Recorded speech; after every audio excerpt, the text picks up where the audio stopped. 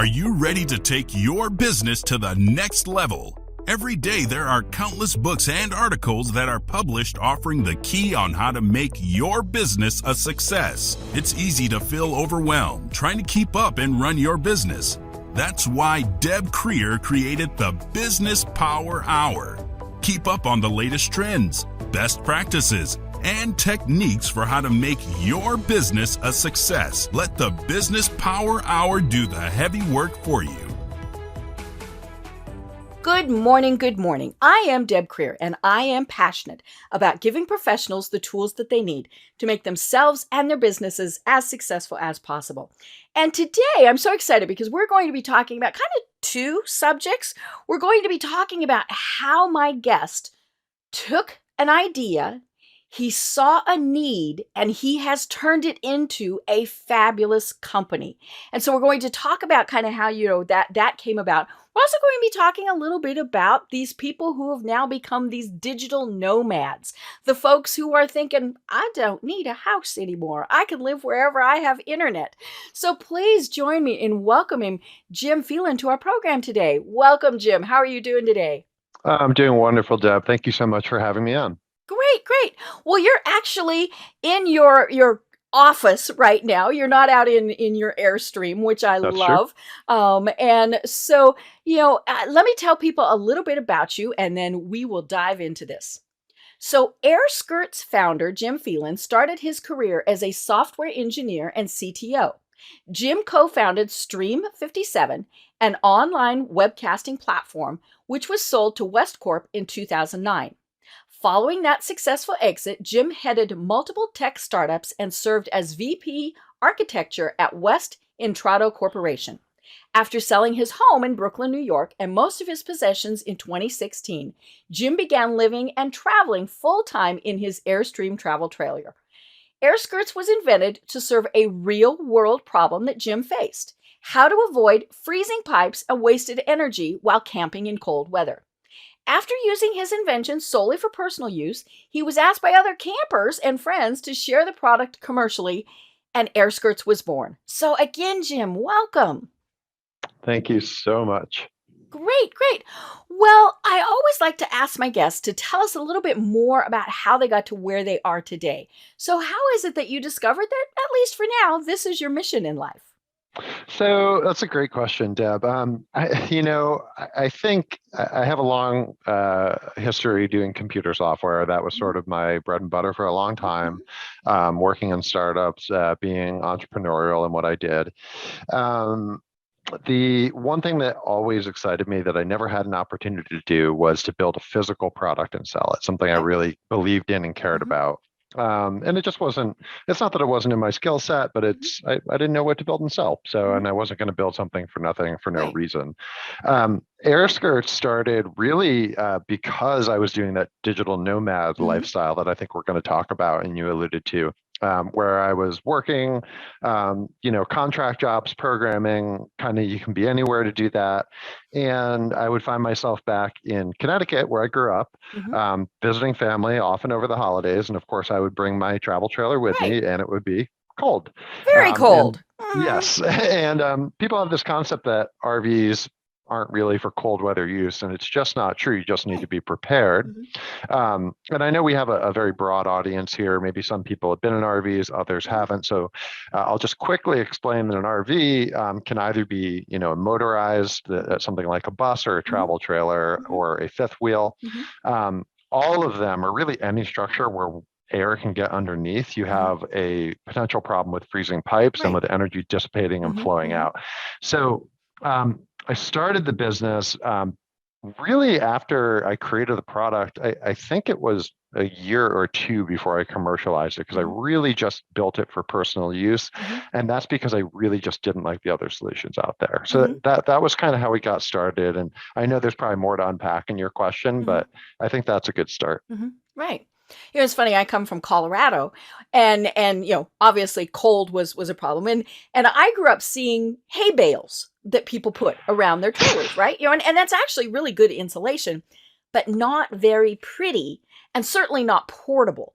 Yes. And unless you've got horses, or whatever, and you're like, okay, here, we're just going to feed from this.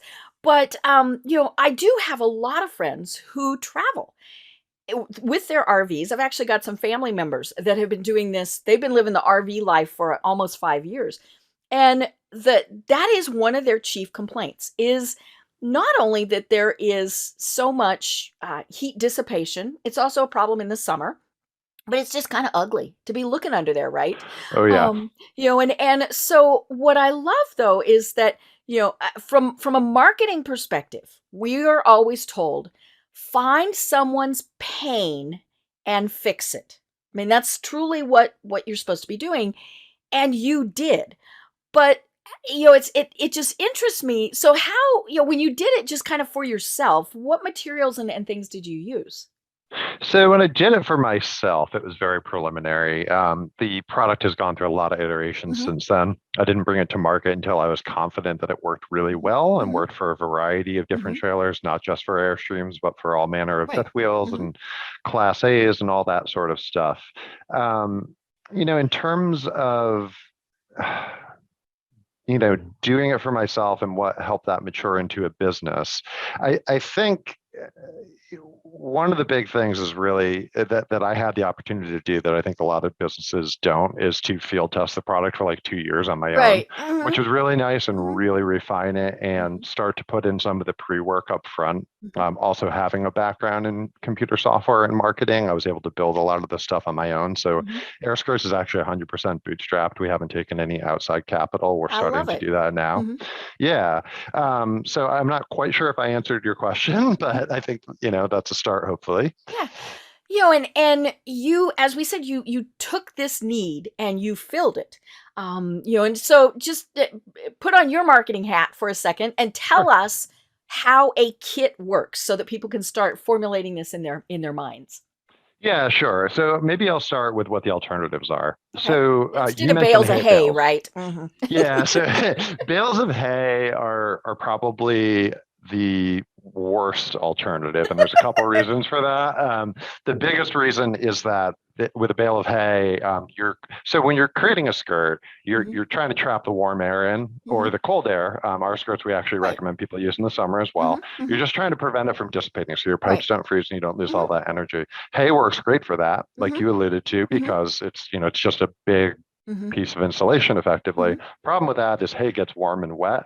Right. Um, it's also super unportable, And it but attracts critters. the critters are the big one. Yes. So there's a lot of problems with hay. Hmm. What a lot of other people do is they'll build something out of styrofoam and tape it Hmm. together and kind of meticulously cut everything. And that's so Not portable. pretty. Mm. It's an eyesore. A lot of campground owners don't like it. It's Mhm. also pretty wasteful, right? You're throwing all this stuff away Right. because it's not portable. Mhm. And then the kind of the main option, or what most people do, is they will drill. They'll Whew. either have someone come professionally Mhm. do this, or they'll do it themselves, Mhm. and they'll drill, up to 100 holes in their trailer, which I was not Yikes. about to do with my new Mhm. $100,000 Airstream. Mhm.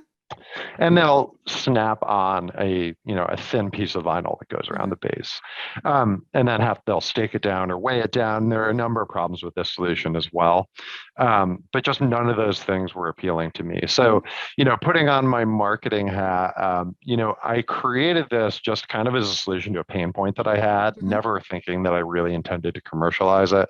But when I did get enough people being like, "Why aren't you selling these?" Mhm. I really had to think about, okay, well, what is the message we need to send here? And one thing that Mhm. you brought up, Deb, is portability. Mhm. That's a huge one for one portion of our customer base, Right. which is people like Mhm. travel nurses, Mhm. ski bums.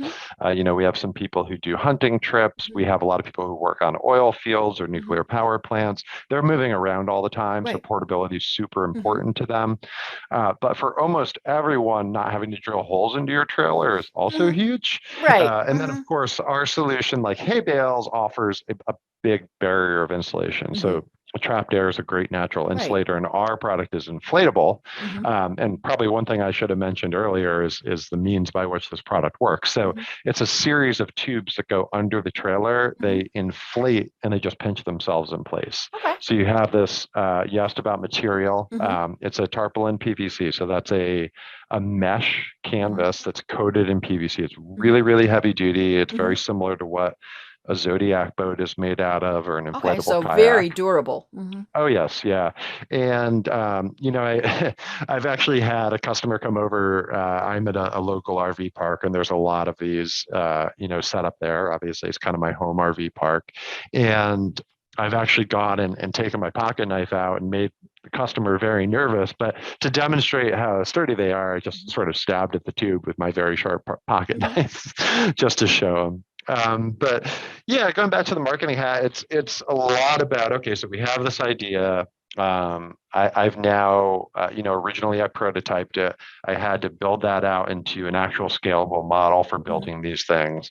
And then how do you position and put this in front of people in a way that it's going to snap and they're going to get it really quickly. Right. Now you, Deb, got it pretty intuitively because you had Hmm. seen these hay bales Hmm. before. And I A looked lot at of your videos. Okay. Yeah. So I think our videos do a good Hmm. job. Hmm. And the response to that has just been tremendous. So Hmm. people who get it intuitively, it sells itself Hmm. because if you get it intuitively, you already know what the problem is. You probably already struggled with it. Hmm. And if you were to do a deep dive into YouTube, I don't recommend that you do this because it'll stress you out and Hmm. see all different manner that people try to accomplish what AirSkirts accomplishes. Hmm. It is utter chaos. Right. Hmm. So there are people doing hay bales and Hmm. styrofoam board and packing up heaps of snow and bags of leaves and all sorts of dangerous Hmm. and unpredictable and potentially damaging to the Hmm. RV solutions. Um, so it's just about capturing that message and being Hmm. like, hey, we have something super portable. It's more Hmm. efficient and effective.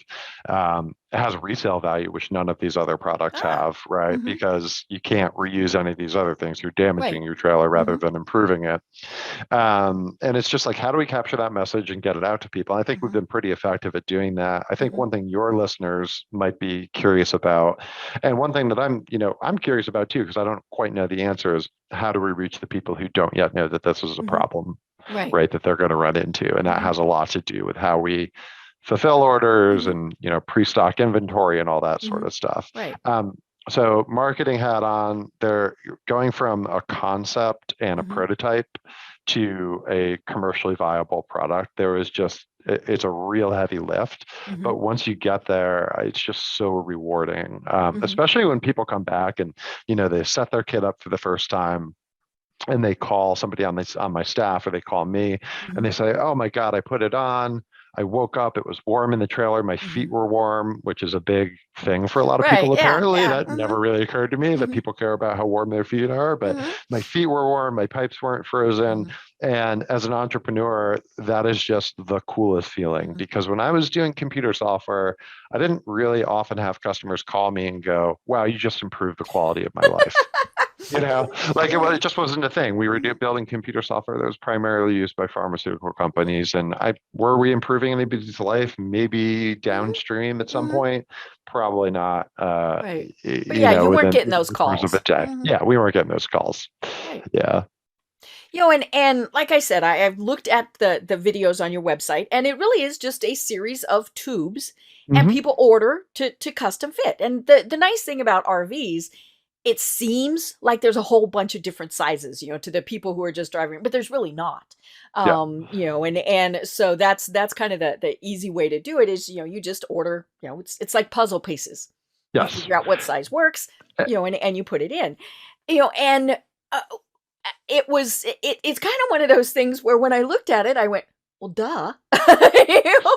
And but isn't it that way with a lot of things where we nobody does it, and then when somebody does it, we all go, oh, well, hey, that's why hasn't somebody done this before? Well, it's so interesting that you say that because, and so my brother, who's a partner in the business, he has a real, like a manufacturing, engineering, industrial background. And we, for for a year or so, or for 2 seasons, we brainstormed. We're like, how do we do this better? Because I was doing the styrofoam thing, taping boards together, Mhm. and then, and this will go back to your point, the well duh point. Mhm.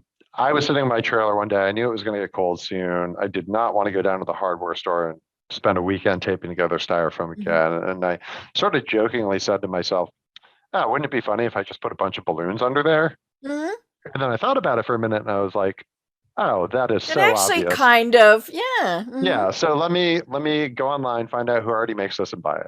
Mhm. Right. So I was like, I was ready to just buy it. Mhm. And I was just shocked that it didn't exist. Right. So I made it. Mhm. But yeah, it's those things that are just so deceptively Mhm. simple, which are, I think, what are so attractive about like Mhm. inventions that really draw us in. Mhm. Um, and another cool thing about, there's so many cool side effects of this design that weren't Mhm. really intended to be features, but ended up being features, like the installation capabilities and that stuff. Mhm. But another one that I find really fun is that it looks really cool and it's Mhm. really like a Especially captivating with an image. Airstream. I'll be, With an that's Airstream, kind of yeah. cool. I mean, all that silver. Pulling into an RV park and Mhm. setting up, I would say 50% of people walking by Mhm. stop to talk to me Right. and ask, what the heck is that? Mhm. And then, I've actually set them up before, and the person right next to me is like, "Oh, can I buy those right now?" Like, Mhm. so it's just such a cool feeling. Mhm. Yeah, and there's a lot to the oh duh moment. Is it makes me feel good to think that we solved that Mhm. oh duh moment, right? Right. Like it's really rewarding. Mhm. So let's kind of go through, okay, you've had this idea because, there are a lot of people who think I've invented the latest greatest thing, but then I don't know what to do. So, you mentioned creating prototypes. And so once you discovered, hey, this really does seem feasible, then what? Well, okay, there's a lot to unpack there. So, well, there are things I would do differently. That's to be Mhm. sure. I went into this not knowing much about manufacturing, warehousing, and all that sort of Mhm. stuff. Uh, I, Man, there are so many parts and answers to that question. Let me think where to start. Really, building, like figuring out who you're going to sell the product to, I think is where you need to Okay. start, right? Like, Right. who's my Mhm. audience? Mhm. And then how do we reach them? Those are the two big Mhm. questions. Mhm. And the way that we did that, and it was just me to start, me and my brother, Mhm. is to obviously we created all the marketing assets and Mhm. collateral and the brand and the website and the Mhm. e-commerce engine. We made a decision early on that we were not going to start going through a distribution model, that we were Mhm. going to sell direct to consumer. Mhm. Those were a lot of the pre-choices that we needed to make. Mhm. Having a background in software, I did a lot of pre-work just to be ready. Okay. So I put a lot of faith into the idea that this was going to work Mhm. and did a ton of pre-work integrating various systems. So everything from customer Mhm. relationship management to something called dynamic phone number Mhm. insertion to working on marketing strategies like search engine optimization Mhm. and pay-per-click advertising, and then operationalize it, like documenting all of the operational Mhm. procedures that we go through and making sure that they're adhered to, Mhm. doing everything else that goes into a small business, like hiring people, doing And all the payroll, and the legal and all that aspects. Yeah. stuff. Mhm. Yeah, so I think part of the question was how do you get started? So how do you take it from that idea to Mhm. something that's commercially available? Mhm. There's just a lot to it, and I think for me, what worked out well for me is I had the flexibility to take something and really spend my time with it, Mhm. and invest my own capital. I know that doesn't work for everybody. If you Right. have that opportunity, I Mhm. think it's such a cool solution, Mhm. right? Like this company, we will be doing a fundraising round, which is Mhm. really exciting, but it'll Mhm. be our first. So the company hasn't been diluted at all at this point. Mhm. So, for folks that are able to bootstrap and do some of this work on their own and outsource some of the work to, potentially lower cost people, and try just to improve incrementally on things later, I would highly, highly recommend that. Mhm. When it's not feasible, then you have to find people. Every business is about people. You know that Mhm. as well as I do. So you have to find people that can take these ideas and start to run with them. And I think the people that I brought on, more than anything else I did, that was the most valuable Mhm. part of getting this thing off the ground was getting the right people to help. Right. And it is, pretty easy to find who you're marketing to. I mean, this is a pretty finite product. It's only going to RV owners. I mean, so that's, and even at that, it's probably not going to, well, maybe, it could be going to the people who are vacationing, but it's not an inexpensive product. Right. So the people who take their RV out maybe once or twice a year might not be looking at something like this. So this is for the people who, as you said, are they're remote working in a variety of places. They're the digital nomads, who just went, I can work anywhere. I have internet, so I'm just going to do that. So it is people who are long-term users of their RVs. So that, I'm sure that helped with the marketing. But then, as you said, it's how in the heck do you reach those people? So talk us through some of those conversations and decisions. Sure. So I think in terms of the market size, I think there's something like 11 million RVs in the US. So we have a lot of RV owners. It's very integral to our culture.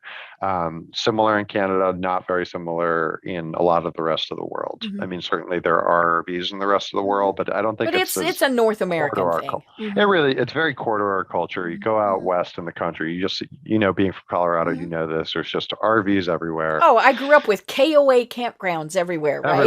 Everywhere. Yeah. So I'm trailing off from the original question a little bit, I think. That's so I all might right. need you to steer me back on course. But, in terms of, segmenting that audience down and figuring out how do we market to the right people, the first thing that we do is market to the people who are already looking for the solution. Okay. And in our case, that was a lot of people, right? So there are a lot of people just going on the web and searching RV skirt or RV camper skirt or how do I camp in cold weather? Yeah, that's a good SEO thing. Yes. Yep. So between SEO and PPC, right there, we're reaching a huge amount of the market. And for us, really, the first year that we did this was the proving year. We got the early adopters on board.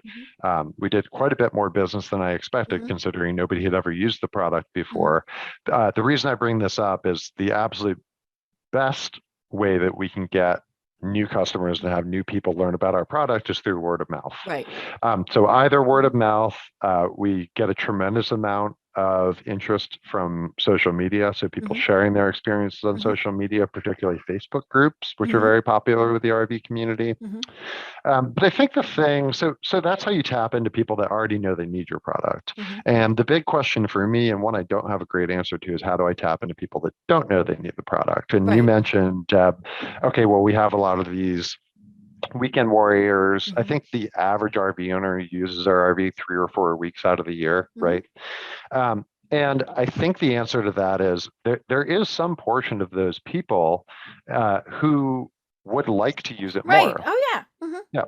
And if it's a part of the AirSkirts story is not only is it for people who live in their RVs full time or work and travel full time, but what about people who just want to extend their camping season a little bit longer? Right. Maybe into October, November, and just have access to their camper and continue having that outdoor fire. Maybe it's a little bit frostier. They go back into the warm RV with the AirSkirts on. And there are other markets as well. So another interesting market that I just found is people who are in disaster relief organizations, because what happened in a lot of the wildfires that have happened and other natural disasters is people were immediately displaced from their homes. RV ownership being what it is, a lot of these people already had RVs. Oregon comes to mind because that's one group that I'm working with. They just do that. It's all over the place. Yep. But then these people are like, okay, well, this terrible thing happened to me. My house burnt down, or I can't go back into my neighborhood. I'm going to make the best of it. I'm going to get in my RV. And they learn that all of a sudden they're going through hundreds of pounds of propane a month and their pipes are frozen and they don't have running water. And they throw their hands up in despair and say, this isn't going to work. What am I going to do? I don't have another option. And I only bring that up because there are all these little niche markets that didn't even occur to me at first. Another one's the movie industry. If you go to a movie true. set, Yeah, they have their trailers all on trailers. set. It's all trailers. Everything is a trailer. And the starlet doesn't like her feet getting cold. She doesn't. And she probably wants running water too. So yeah, a lot of it is just, so there's how do you reach the people that already know they need the product? How do you reach the people that the product would add value to their life and they don't know that it exists or that it's even possible? And then how do you find markets where you didn't even know the product would work? And that's kind of the phase that I'm at right now is there are other people who need this that I don't even know need it yet. I, as a business owner, don't know that they need it. So there are certainly people that don't know that they need it. So it's a continual process. It's just learning more and figuring out how do we reach these people. So another example of that is people who work in oil fields. There are a large number of these people who travel from site to site in their RV, and then they go home for 6 months out of the year, and then they go do it again. Or people who work on nuclear power plants is another example, line workers, that sort of thing. So the questions then become, okay, well, how do we work maybe with the unions to promote this? Or how do we get people who have the product referring other customers? And we could talk about affiliate marketing because we do a lot of that as well. So I think there's so much to that question, but that's what I found has been kind of the journey so far is get us to the people who know they need it, show people they need it, and then find people you didn't know who needed it. And that's kind of where we're at the moment. Yeah. Does it have to be an RV or can it be more of a trailer? And as you were going through your list of places that might use it, one of the things that popped into my head are schools that use kind of trailers to have extra classrooms. So that's not it's it's certainly mobile, it's on wheels, but it's not designed to be going from place to place. It's a great question. That is absolutely a great application for the product and a cool idea that I hadn't thought of. You will get one. And then we have other things. So pretty much any structure that's elevated off the ground has this problem. If air can get under it and the piping is underneath, you're going to have this problem. You're going to be losing heat and freezing pipes. So there's a good people who are in tiny houses. If you have a tiny house on wheels, it's essentially the same thing as an RV, but it applies to them as well. And like we talked about the movie sets, not traditional RVs, but certainly the product applies to them. So yeah, I mean, the only one I don't really go into that fits the model, but I don't think fits the product is mobile homes. And the reason that I don't think mobile homes work, the product will work on mobile homes, but mobile homes are not actually mobile. So once you drop a mobile home, it's very unlikely that you're going to move it. It's very expensive to move. So mobile homes are really just homes that you drop, and they still are a little elevated. And most of the time, they build more of a structured type of enclosure. Exactly right. Yeah. And so for that reason, there are some things that don't work, but I would say for the most part, any structure that's elevated off the ground, whether it's an RV, a tiny house, a food truck at a movie set, or a dressing room, it'll work for any of those. Right. And the nice thing about the product is since it's air, the ground doesn't have to be 100% level. And anybody who's been in any type of RV, unless you're going into the established campground where you're on asphalt, concrete, whatever, the ground very well may not be level. And so with air, it can adapt to that. You're making this really easy on me. You can tell. I'll be honest. I grew up. When I was little, my parents had a camper. They had several different ones, and and we would take off and go for a month every summer. So that's why I'm a little bit more familiar with this. Now I haven't been in a camper for a really long time, but yeah, I remember. I mean, even then, it was cold. It was dread. My feet got cold. Now it was the summer, so we never had to worry about things freezing. But it did get cold. It also got hot, and that's the other thing is air is a good insulator against heat. Yeah, and I'm glad you brought that up because people, and this is an ongoing challenge that I have where the business is highly seasonal, and it might be interesting to your listeners to talk about that a little bit because I think this is a common challenge. It's just dealing with highly seasonal businesses. But to your point, air is a great insulator, and people, that sounds counterintuitive to people. They're like, how can air be an insulator? But if you think about a double pane window, all that is air acting as an insulator. And that the key thing is that it's trapped air. And so with the AirSkirts tubes, we have trapped air acting as a natural insulator, plus we have both sides of the tube or very heavy duty tarpaulin PVC material. But yeah, your point about conforming to a gradiated campsite, absolutely spot on. Also very hard to accomplish with some of the other methods. The parallel to that on the underside of the trailer, that can also be uneven. So we might have things like drain valves protruding or tanks, and so the tubes can conform up and around those areas as well. So making it pretty versatile in that respect.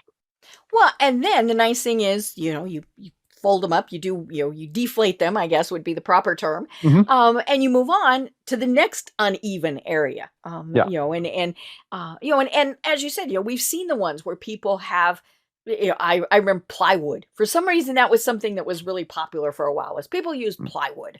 And that works in that place.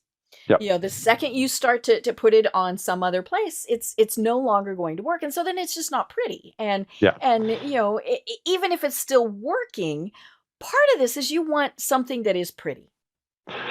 One of my customers, he's actually a good friend of mine as well, and one of our very first customers. His first couple seasons in his Airstream, or his first season, he built the whole thing. He said it took him, I think, 3 or 4 trips to Lowe's and 3 full days of work to build his perfect skirt. And then at the end of the season, perfect was the key word there, right? It actually looked pretty good, relative speaking. Like it wasn't that pink Panther styrofoam that you'll see on, or the siding that said Lowe's. Exactly. He did a very nice job. It was shiny. It matched the Airstream, and I compliment him on that. But then at the end of all that, he's like, "Man, I put all this work into it. Now I have to move site." So he puts all his stuff in a storage unit, and he doesn't think about it again until the next year. And then he realizes over the course of that amount of time, he spent $1,200 on that storage unit. Right. Oh, yeah. And then for nothing, because now he's at a different site. And he has to recut everything because the ground's a little bit different. It's not quite the same. Because even at a good RV park, the sites are not going to be perfectly level unless they're concrete pads, right? That's the only way you're going to have a perfectly level site. So I don't know. It's just a little anecdote, but it's interesting how many people have this struggle, and they get invested into the solution, whatever it is, so much so that they're willing to put it away in storage. And this guy's an engineer. Like he's putting away in storage. No wonder it was, he really did think about it.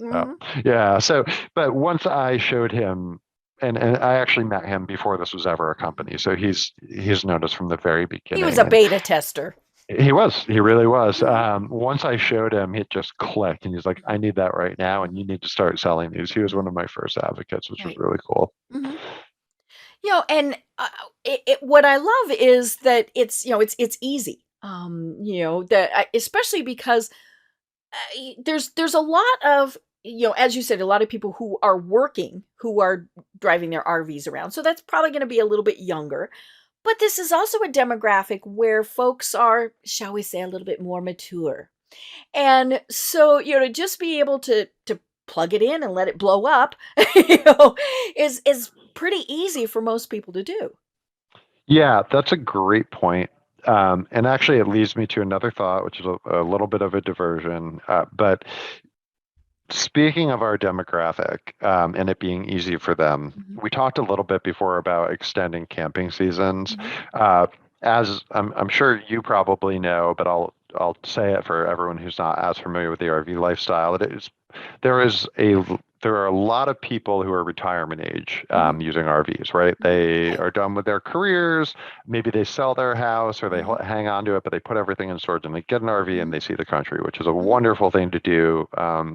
America is a absolutely incredibly beautiful country. Our national park system is an absolute treasure. The cool thing about AirSkirts for retirement age people, and that constitutes about almost half of our customers, believe it or not, is what happens when they have family who lives somewhere cold? Mm-hmm. And this was especially prevalent with COVID, which we can Mm-hmm. talk about if you want to, but Mm-hmm. I'm happy to because it did have a huge impact on our business. But they've gotten their RVs, but now, so with COVID, it was a lot about quarantining in an RV. Mm-hmm. But if I'm retirement age and I want to go spend Christmas or maybe Mm-hmm. even months and months at my kid's house and be with my grandchildren and Mm-hmm. stuff, how do I But do not that? be in their house. That's the Exactly. key. Yep.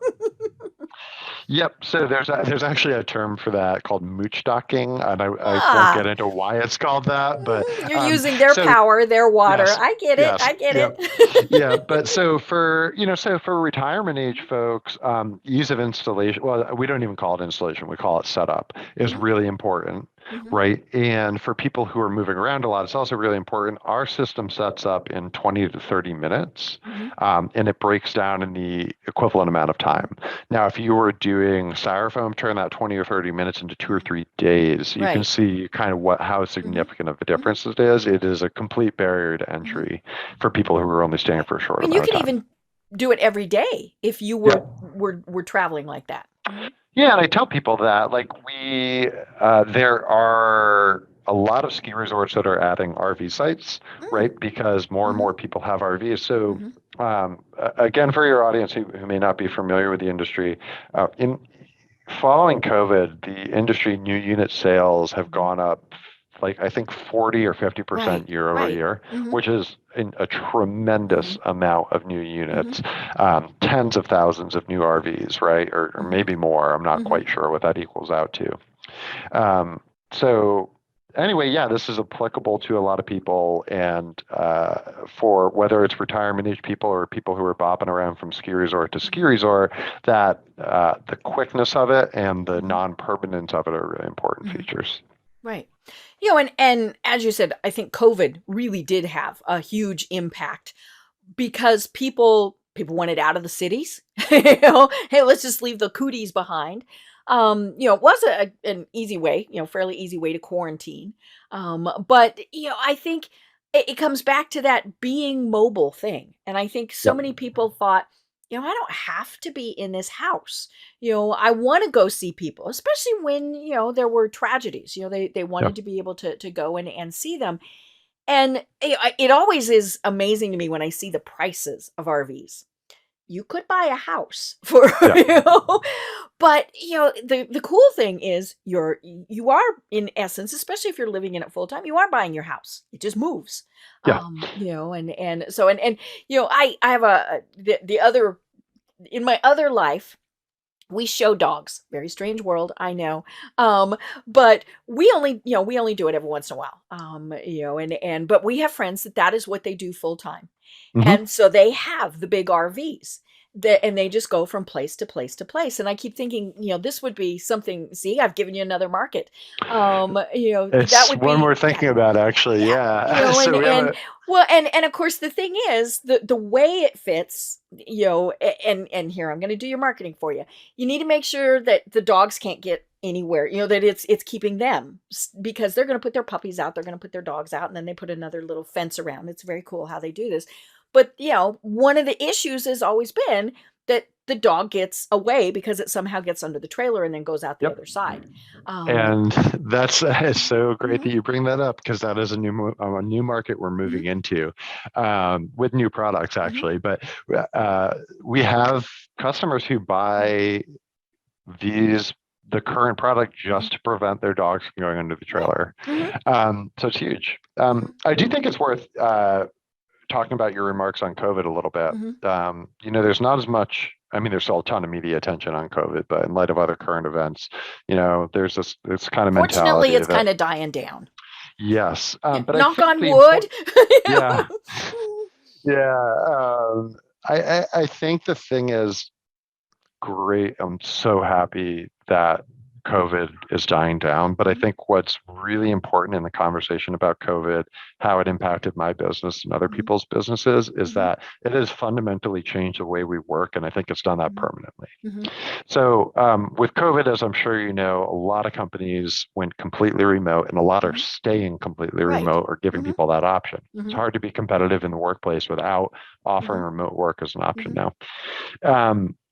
So I think that's here to stay. And I think the changes relative to the RV market, while I don't think it's going to continue to see the same tremendous growth that it has, I think it's just going to be a bigger market now because there are more people out there who are knowledge workers who can do this, and they can travel full time and work remotely. And now they have an RV because they bought one because they couldn't go to Paris with their family for the summer during COVID. So they bought an RV instead, and everything sort of just gels together. And they go, wait a minute, I can go to Yosemite, and then I can go to an RV park and I can work, and then I can go to Grand Tetons, and then I can go to Utah. Again, wherever I have internet. And it's a better quality of life, right? Like, you're not commuting every day. It's not the same daily grind. And it's really appealing to people. And you use that term digital nomad. That lifestyle was always appealing to me. And I think more and more people is just becoming possible for, which is just such a fascinating, good side effect that happened from such a terrible and devastating thing. Right.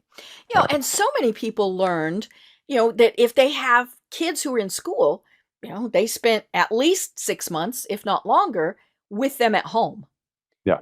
So again, you pile them in the trailer and away you go, or the RV. And, I think it's funny, years ago, long before COVID was, it was probably like COVID-2. I always remind people, he's COVID-19. That means there were 18 other.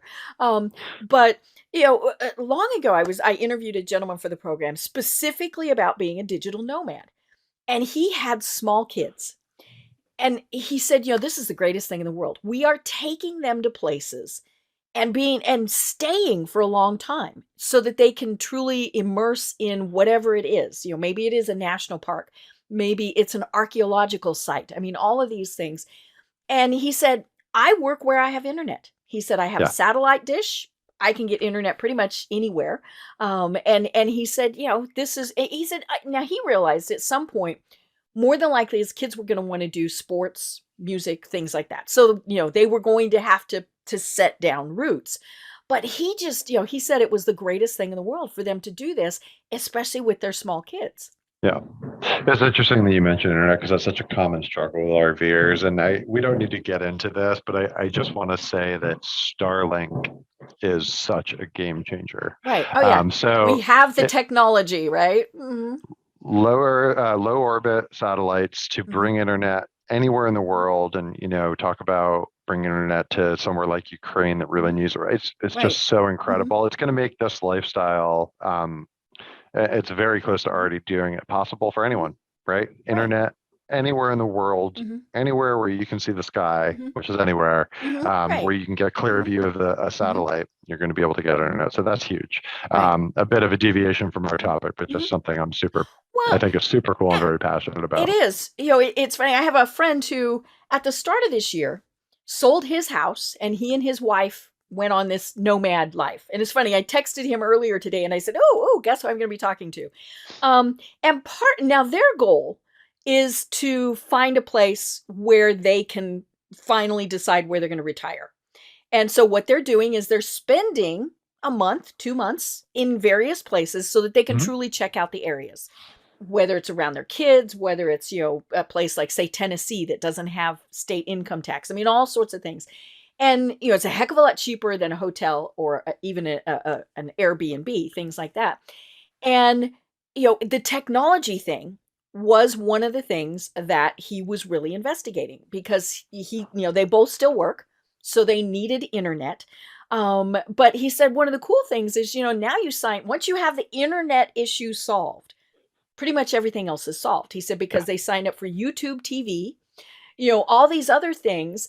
And, and then there were things like, you also need somewhat a physical address. I tell people IRS wants to know where you live, right? Yeah, they might be the only Oh yeah. entity that wants that. And some people use a family member, things like that. But he found a digital one where, the mail goes and all sorts of things. So there's so many new things that have come about in the last 5-10 years, Absolutely. but really in the last 2 years, that this is one of those areas where, yeah, it was a big profound tragedy, but those who went ooh, have definitely benefited from it. Yeah. Yeah. There's so much to what you just said. I could probably talk about that topic for a whole nother hour, just Right. about internet, honestly. Mhm. But yeah, there's so much that goes into Mhm. making this lifestyle possible, but Mhm. we're there. We're Mhm. basically there. So, Right. and it's so liberating and Mhm. just amazingly cool for people. Mhm. And another thing I'll say, you mentioned when we were talking prior to the show that a lot of your audience, or not a Mhm. lot, but there's a percentage of your audience, um, it is a lot that Mhm. is international. Mhm. And to those folks, I would just love to say, because we touched on this briefly, when and if you visit us here in the United States, of course, we'd love to have you. Mhm. Please take advantage of what we're talking about Mhm. and go see our national parks Mhm. and Oh, go see our yes. Mhm. country, because it is out of this Mhm. world. You go to Utah and you feel like you're on the face of Mars. Oh, That's I just my know. little Mhm. plug for the U.S. Mhm. National Park I System. know. Yeah.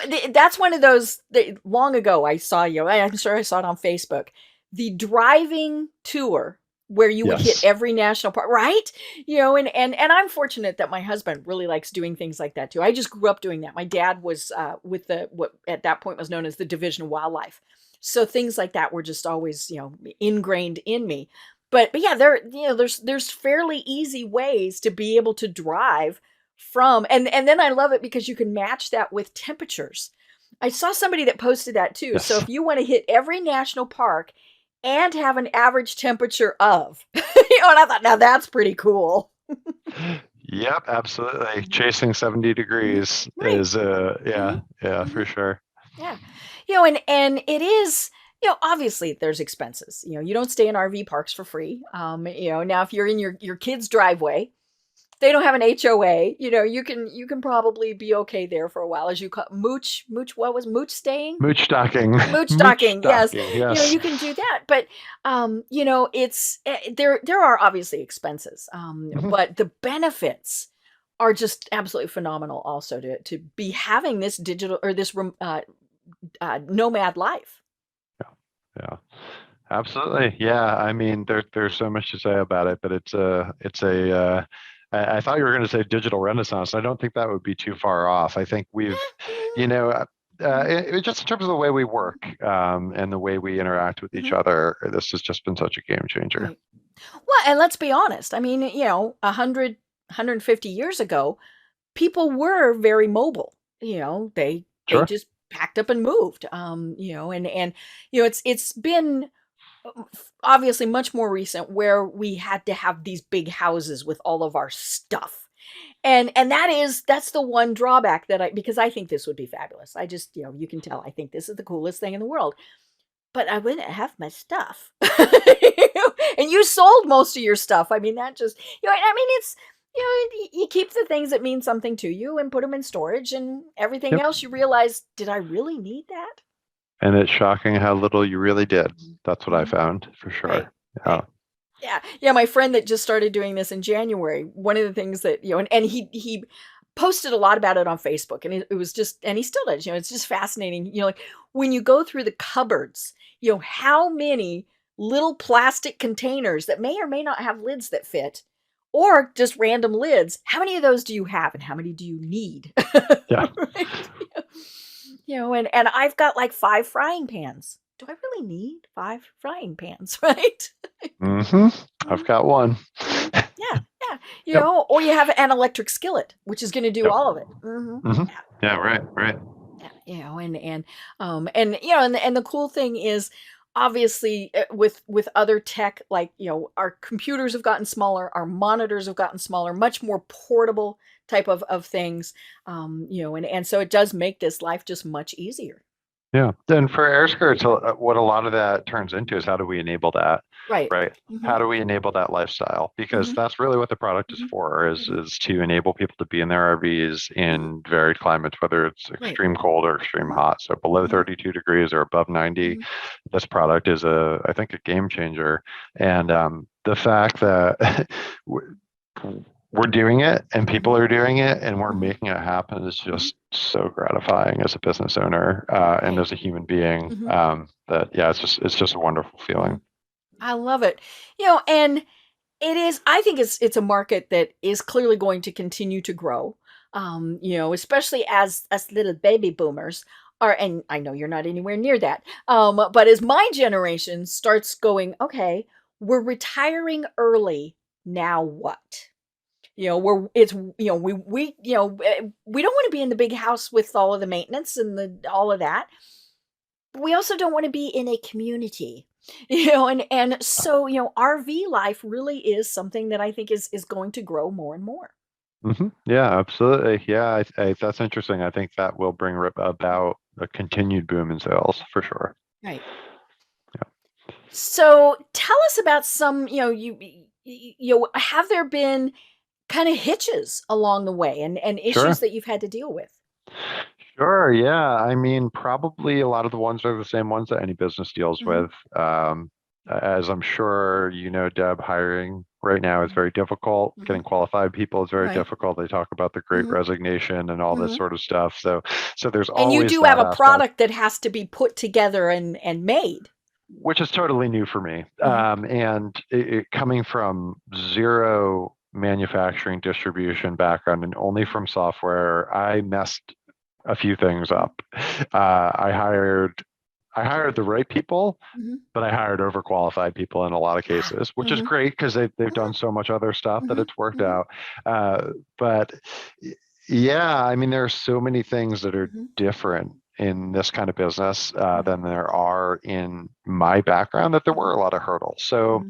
there are hurdles with product development, Hmm. right? Like, how do we get the product just to the right point where it's really commercially viable? Hmm. How do we iterate on the product, Hmm. get customer feedback, Hmm. build the right thing? How do we create new products? Right. Um, in terms of, larger level snafus, it really Hmm. had a kind of quantifiable impact on the business.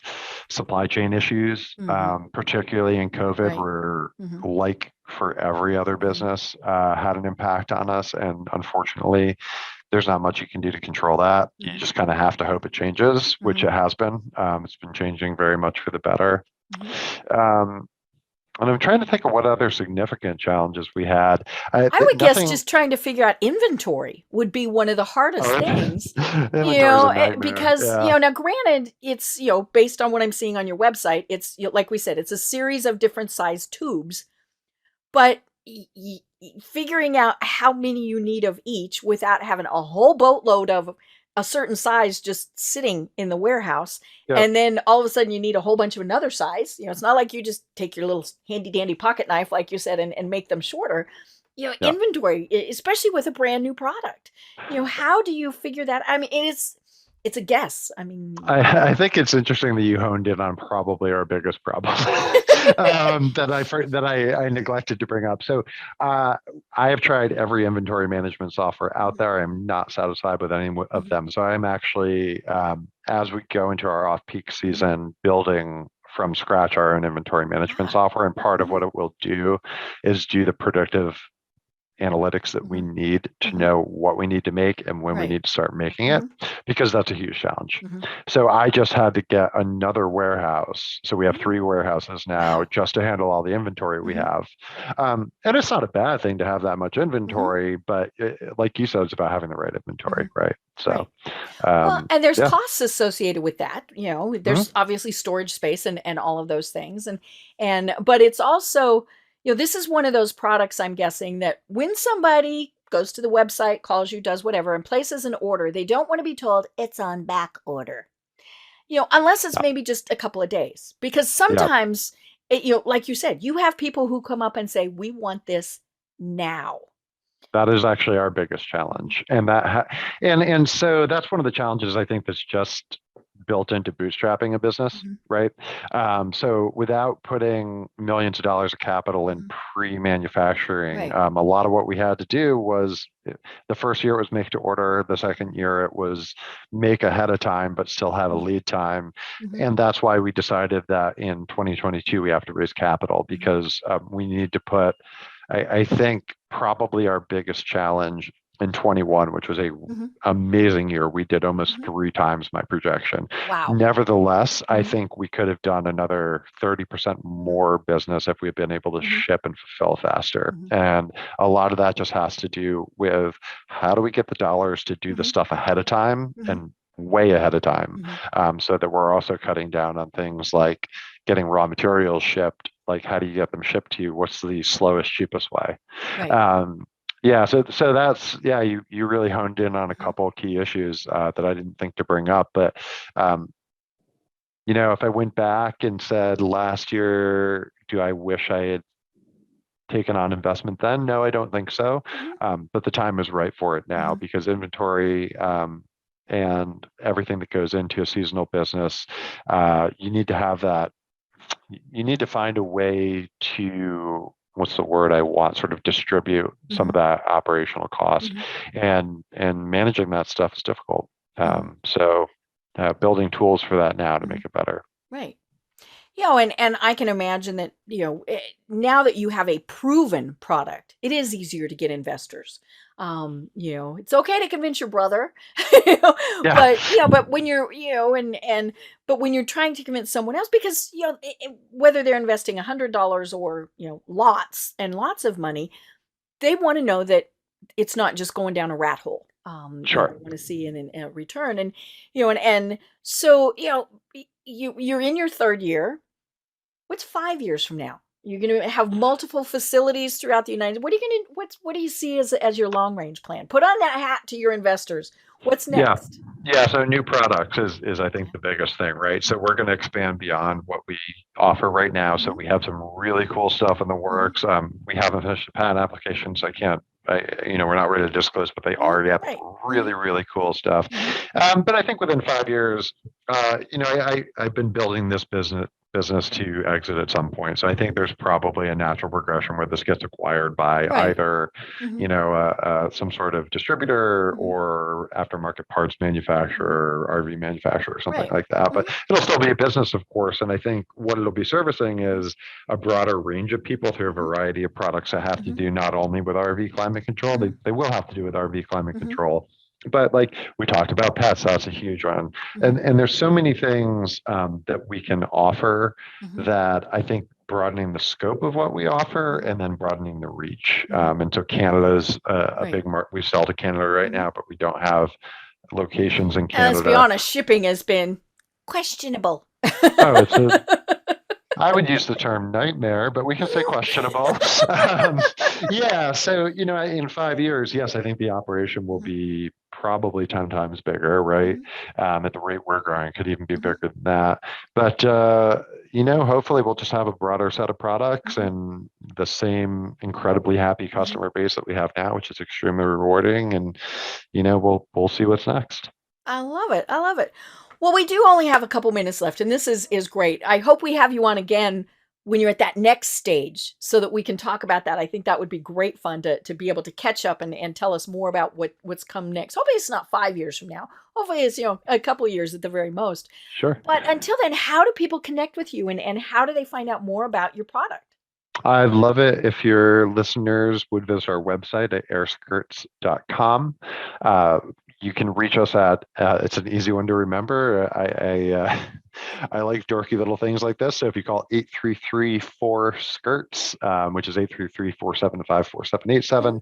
But really the website's the best source of material. And there's videos, like I said, and all sorts of great information.